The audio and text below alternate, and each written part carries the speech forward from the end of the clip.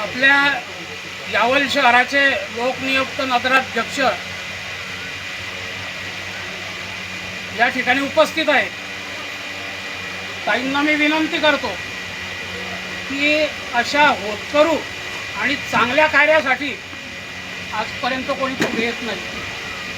ज्या ठिकाणी काहीतरी मलिदा मिळणार आहे, ज्या ठिकाणी काहीतरी आर्थिक लाभ होणार आहे, त्या ठिकाणी सर्वांची उपस्थिती असते।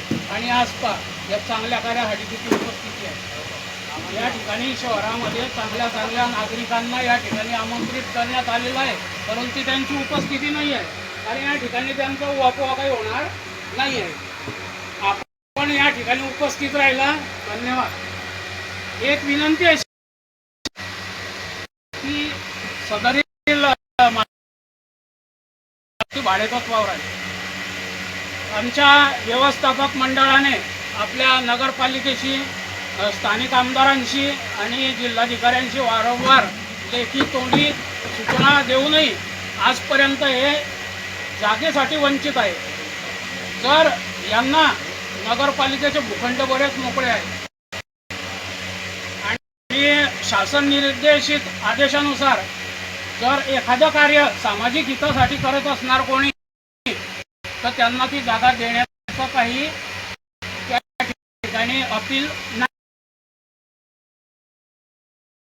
विचार करावा आणि नगरपालिकेचे जे भूखंड आहेत त्यापैकी जास्त नको, पण 2-3 हजार जरी स्क्वेअर फूट जागा आम्हाला मिळाली आपले आबालवृद्धांना त्या ठिकाणी राहण्याची व्यवस्था होईल आणि थोडं मोकळं जर पटांगण असलं तर त्या ठिकाणी त्यांना संध्याकाळी फिरण्याची पण व्यवस्था होईल।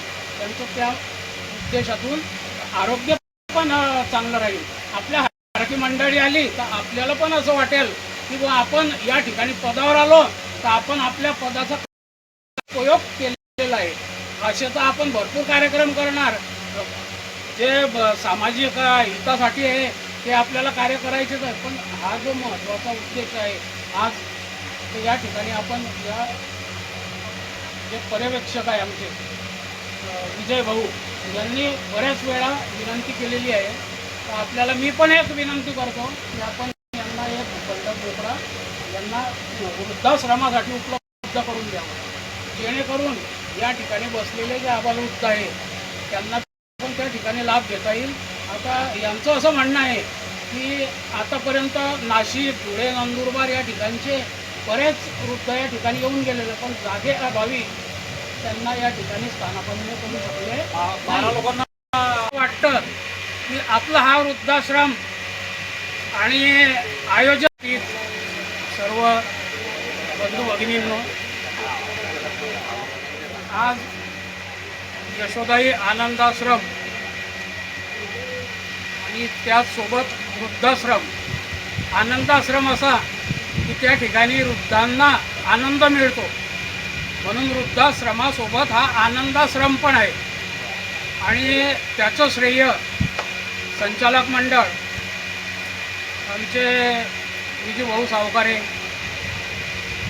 पंकज भाऊ आणि त्यांच्यासोबत जे कार्य करून राहिले आहे ते आमचे काका, त्यांना या कार्याचं सर्व श्रेय समर्पित जातं। आज रोजी प्रत्येक ठिकाणी वृद्ध आईवडिलांना नाकारलं जातं, त्याआधी त्यांच्या संपत्तीचा वारस म्हणून मुलं समोर येतात। संपत्ती नावावर झाली